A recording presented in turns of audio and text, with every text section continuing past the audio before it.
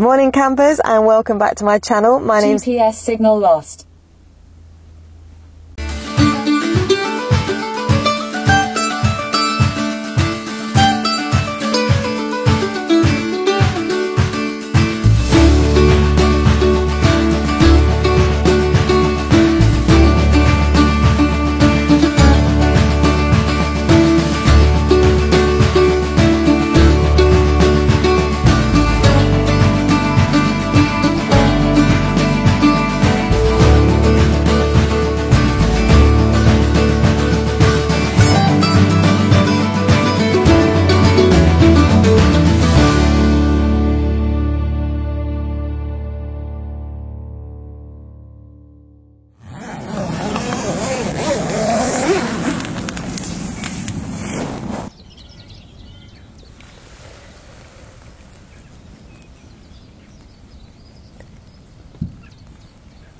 Sheep look fast asleep.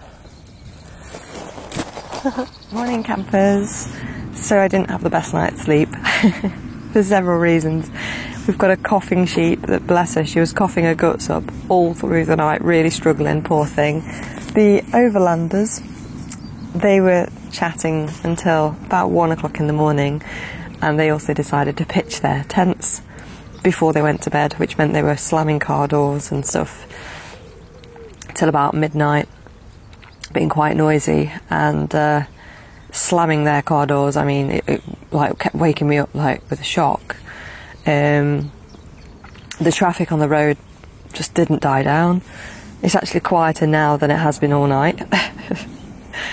Ah dear. And of course I was sleeping on a slope, so I just kept sliding down. I did have my electric blanket on most of the time, seeing I was lying there awake, not being able to sleep, and it kept me warm because it did get quite nippy actually, but it feels nice now. The sun is out and I'm going to get some breakfast on, and then we're going to get packed up ready to go on our hike, so I'm very excited. For breakfast then we're going to be using the air fryer, so to do that I need to link it up with the power station. As you can see, I've got the windows open now, and you can just see how much it opens up the space. It makes it all nice and light and fresh, and on a beautiful morning like this, getting the fresh sunny weather coming through your windows, it just it's perfect. I really do like this tent. Once it's pitched, it was a bit of a bugger to pitch, but I'm not sure I did it right really. I don't think I took the easiest route maybe, but yes, I do love these windows on the Dome X4 Pro, which is what this one is. The new design, and yeah, great. So I'm going to try and cook some crumpets in the air fryer, and I'm going to link it up to the bigger power station. It's only got 39% battery, so let's have a go, see if it actually works. Okay. Because it's the stronger of the two power stations. So we're going to press this button here. That's turned that on. And we want... How does it work? HE. Is it going to work? And obviously I don't want it on for 15 minutes, but...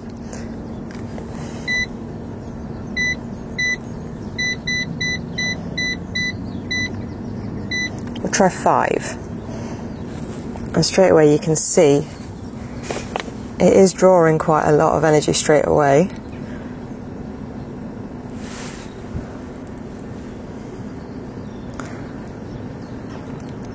So it's gone down 2%.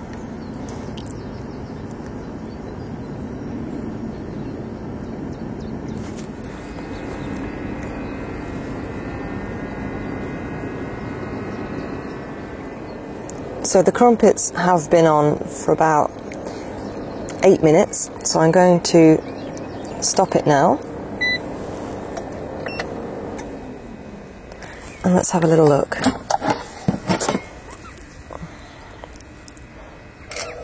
I think they're done.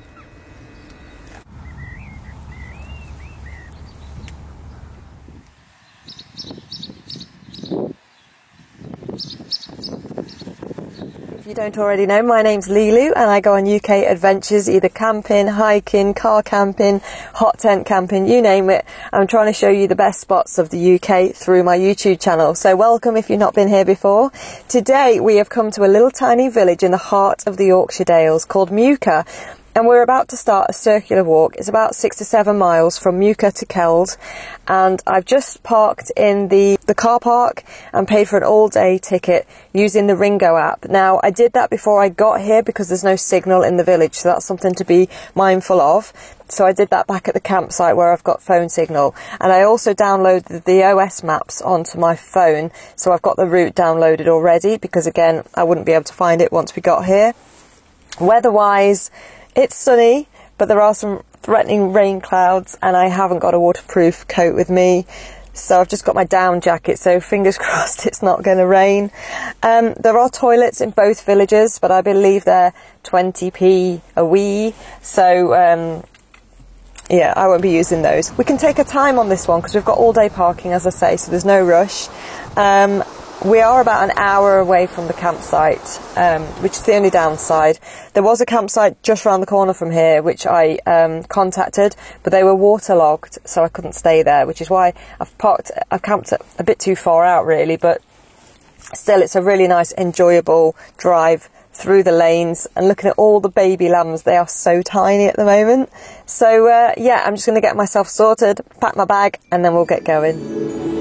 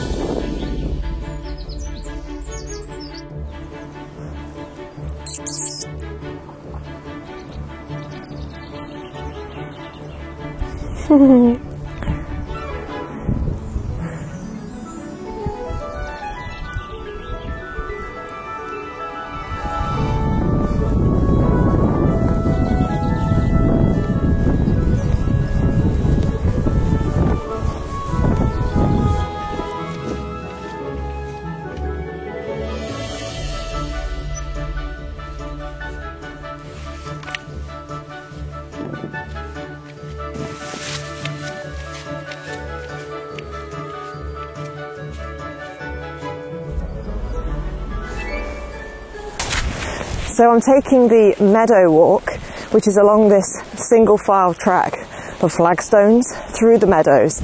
Now this time of year, obviously there's not many flowers, but if you time it right, around about June, this would be full of wild flowers, really, really pretty.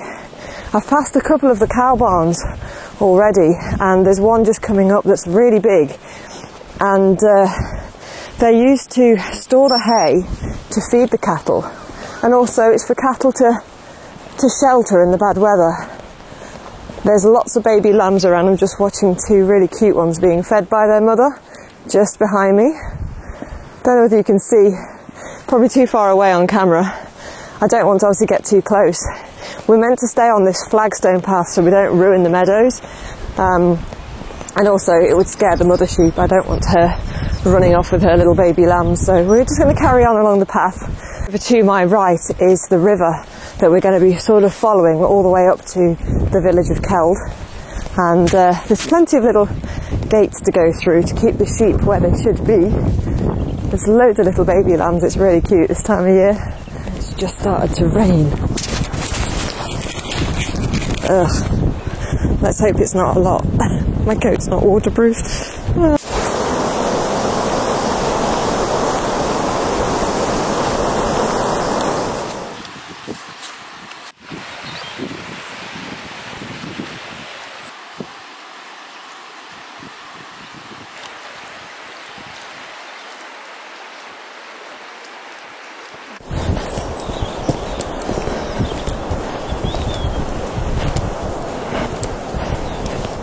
For a soak in there, the heavens opened all of a sudden.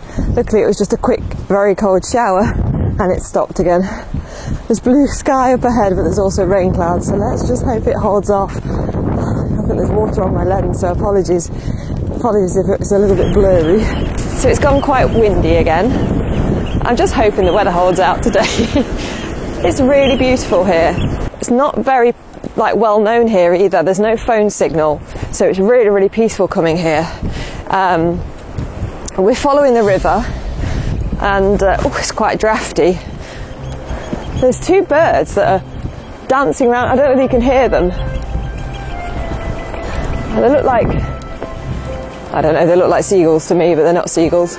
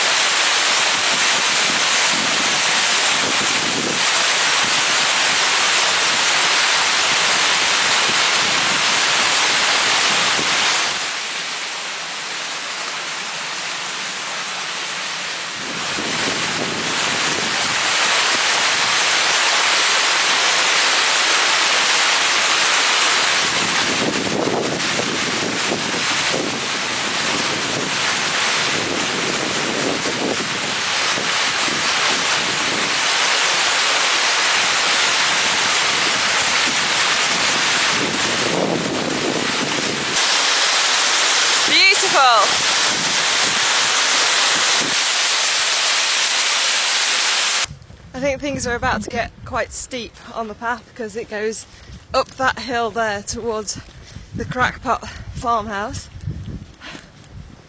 So I think I'm going to suddenly get quite warm.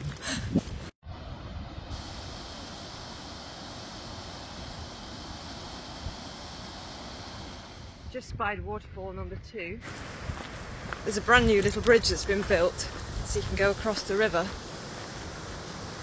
But this waterfall cuts right into the gorge. Wow, let's have a look.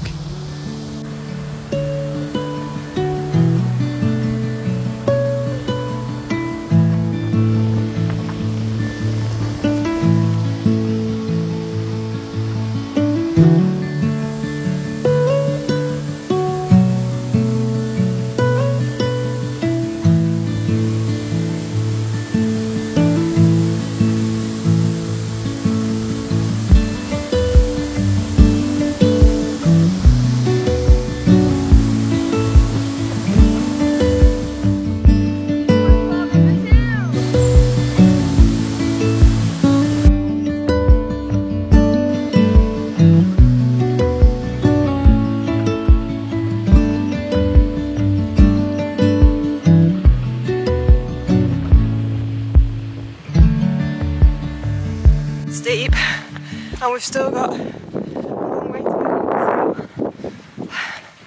But when we get up to the top, I can feel the rain coming as well. Once we get to the top, we should be getting to Crackpot Farm. I think, bear with me, I can't breathe right now.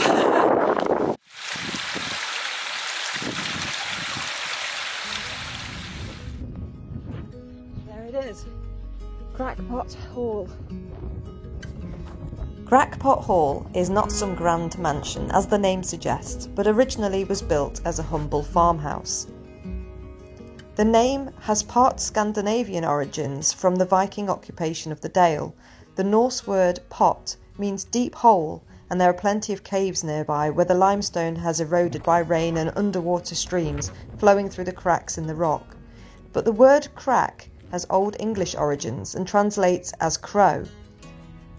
The Crackpot Hall we see today was built on the site of the hunting lodge and dates to the early 1700s, when it was originally built as a farmhouse. But the mainly agricultural Dale was transformed in the 1700s, when the Dale turned into a hive of industry as lead mining attracted thousands to Swaledale to make their fortune to mine the lead ore. During the lead mining boom, Crackpot Hall became the office for the local lead mine right up until the late 1800s. Good timing to come in here while it's raining outside. These must be old cow barns, I'm assuming. Oh, wow. Up there probably would be, they probably would have stored the hay up there, I'm assuming, for the animals. Oh, that rain coming in. The hall changed back into a farm after the miners left, and it is this post-lead mining time which added to the mystery of the site. It's a shame it's not nice weather again today, but it's not raining too heavy at least, and I'm not, well, I don't feel like I'm getting soaked. Imagine being up at this little place, working and living up here. Wow. There's another building a bit further up there that's derelict, which I'm not going to go to. But you can see the old walls. It's a very ghostly place. There's an old trough there or something. Old stone trough. Imagine living here though and having this view. Well, on a sunny day, having this view. But imagine being here in the winter. Okay. Looks like the remains of an old tractor. Maybe this was from Crackpot Hall as well. Which is just beyond that little hill there where that path goes.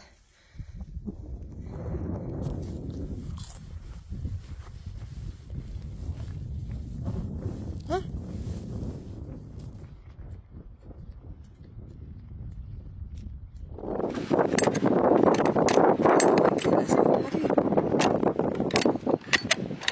Oh, goodness, I can never work them out.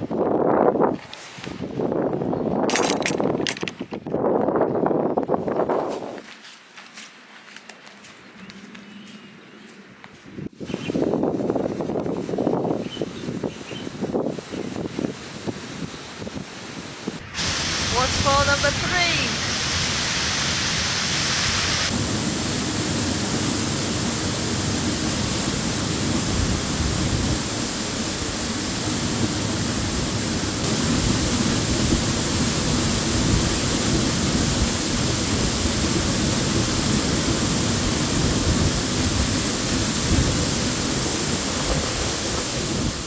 Made it to Keld, and I thought I would treat myself to a mug of tea and some chocolate cake from the cafe.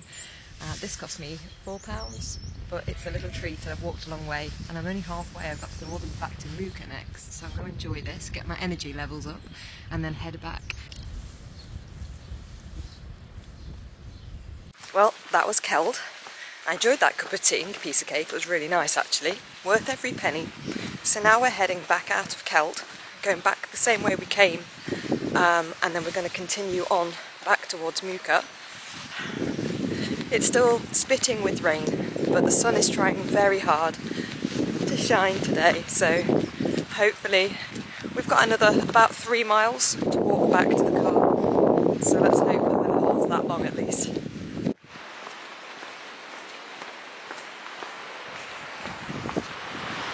So that's the path we came down on and then went up to Keld. And now we're coming back on the other side of the river. It's beautiful. Okay, let's take a detour to this waterfall.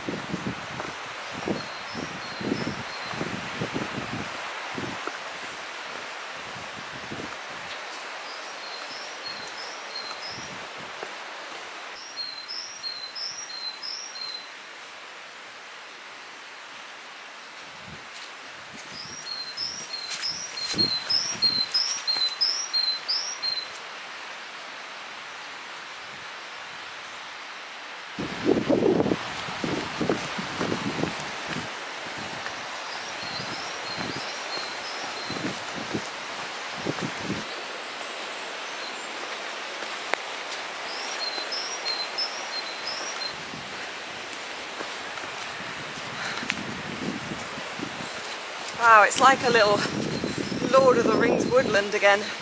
Look at all the moss on these trees, this fallen log. Look.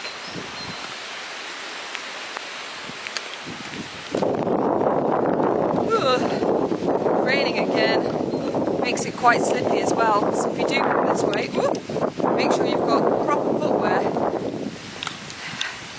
And if you've got little kiddies with you, I wouldn't recommend bringing them obviously, but if you have, then make sure you have one in their hand because there is a bit of a drop by the looks of it. Let's have a look. I can hear it. I'm sure I can hear it.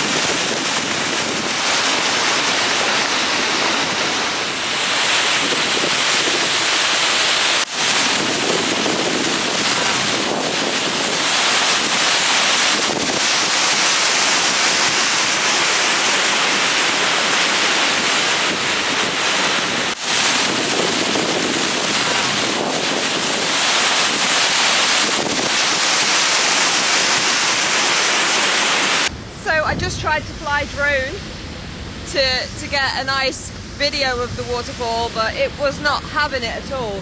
The wind would just suck him towards the waterfall and things were going okay. It was swaying all over the place and then all of a sudden he just lost transmission, hovering above the waterfall.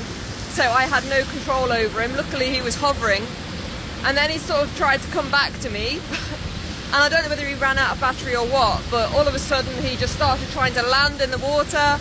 I managed to then whip him back onto land, but too far. The wind took him and he hit the tree. And then he just went like mental. Started making all these weird noises and I smashed his propellers, but I think he's still working. Anyway, I'm not going to worry about it for now because that was a bit, you know, I even caught my finger on one of the propellers again. So, needless to say, I don't think I've got any decent video footage of this waterfall. I'm not going to keep trying.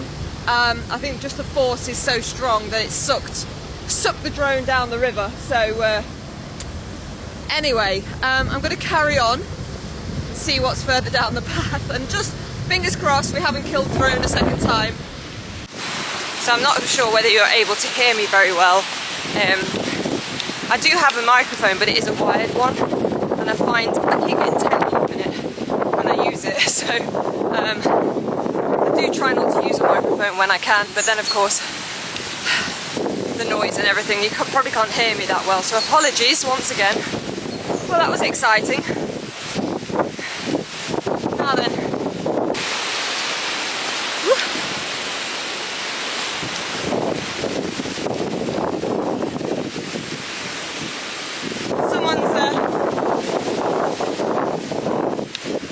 Attached a rope all the way down there, but I'm not sure whether I'm meant to go up or down. Ah, More waterfalls, that's why. Let's go take a look. I hope I don't fall to my death.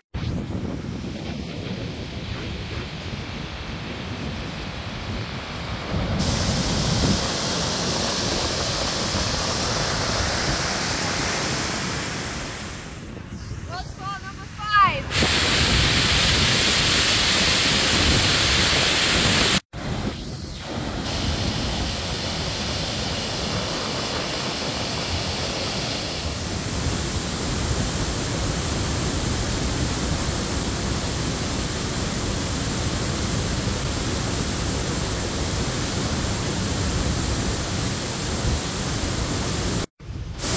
These rocks are so, see, slippy, really slippy.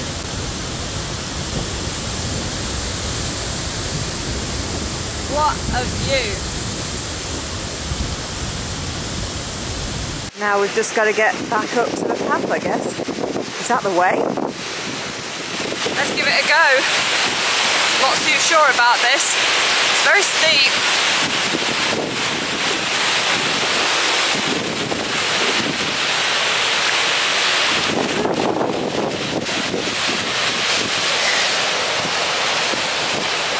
Is this the path?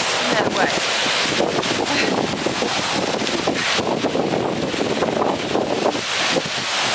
Oh, yeah.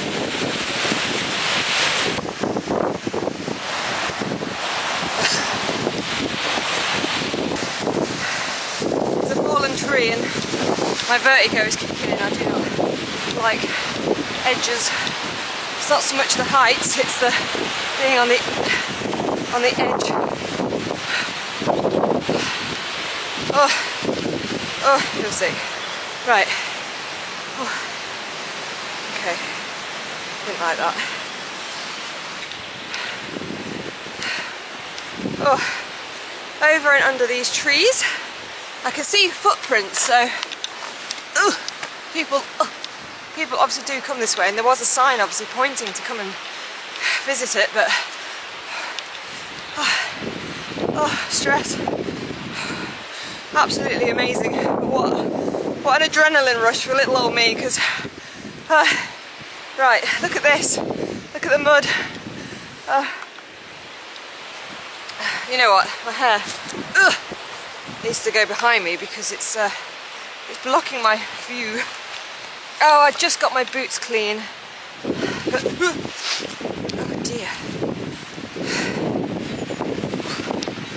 Oh, it's so muddy. Oh no, look at my boots. Oh. Oh. Oh.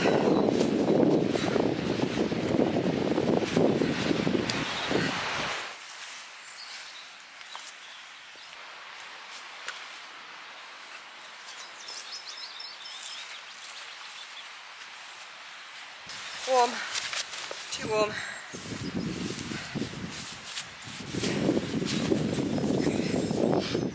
Oh, trying not to get mud everywhere now.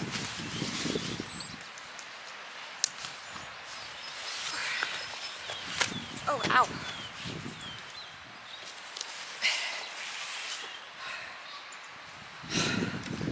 Let's go. Okay, feel better now, I can breathe. So we're on the path. I'm assuming this is the right path, you know, because I don't know, there was no sign. But logic would tell me that if we follow the river down, we should get to Muka, because we were going against the river on the other side. So not just a pretty face, I'm pretty smart too, right? It's a really lovely walk though. Pleased I came because I wasn't sure. It was a bit of a drive from the campsite, but definitely worth it. Really recommend this one, but it is a bit muddy and a little bit strenuous in places, but the wildlife I've seen, it's a shame I'm just not quick enough to catch it on camera, which is annoying. But you can hear the birds constantly singing songs. It's just, yeah, a really nice walk and not a busy one either. How many waterfalls have we seen? 5? That's impressive. Oh my god, my jacket. I'm so embarrassed. What was I just saying about being smart?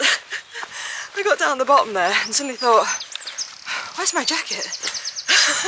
Looked behind, couldn't see it.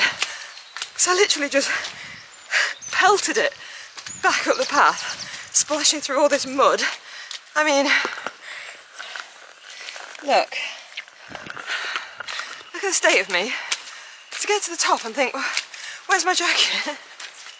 Reached around properly and my jacket's there. It's still attached to the back of my bag. Oh my god, I'm so stupid.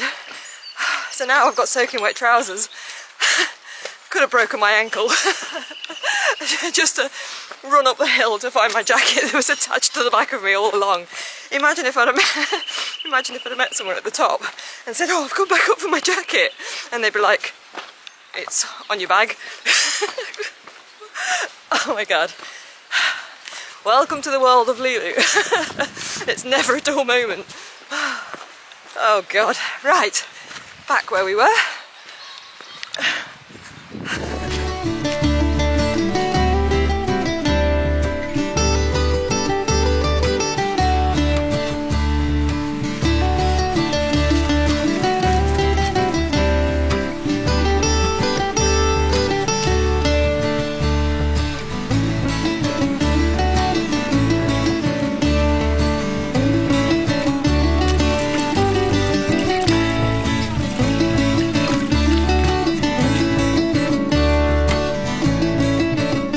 There, you can see up there, that's Crackpot Hall. So that shows where we was. Oh look, there's a cave. Can you see that cave over there? And there's there's another waterfall, I missed it. And there's some sort of ruin. So that's another bit to explore another time.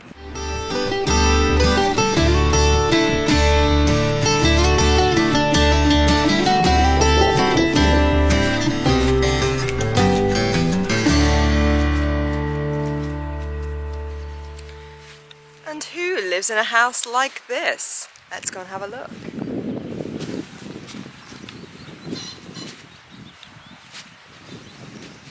I'm hoping nobody does actually live in it. Could you imagine sticking your head in the window and then somebody actually being inside?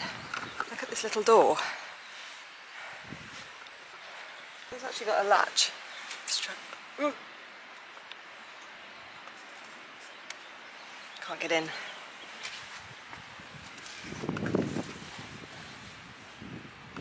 It's a very low ceiling. Ooh, so muddy.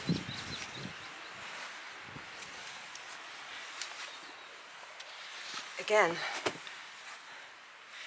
is that the ceiling there? Is it on 2 floors?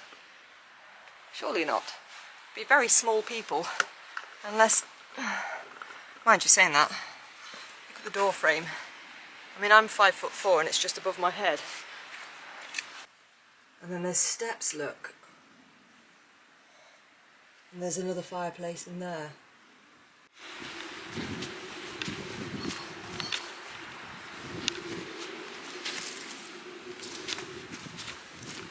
There's like an old railing.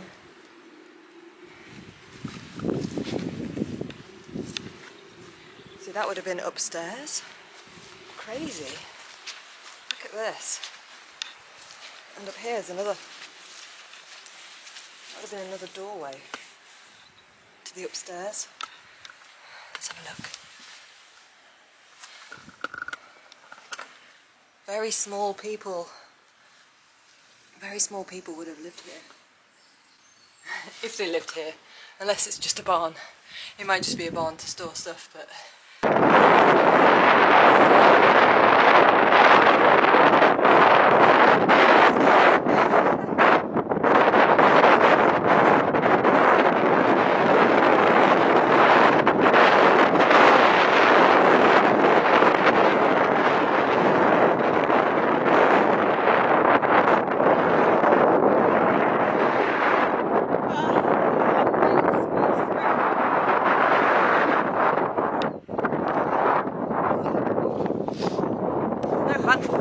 Still struggle.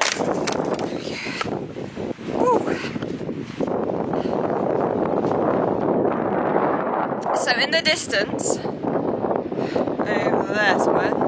That's the little narrow bridge that I crossed over at the beginning of the walk to go on the other side of the river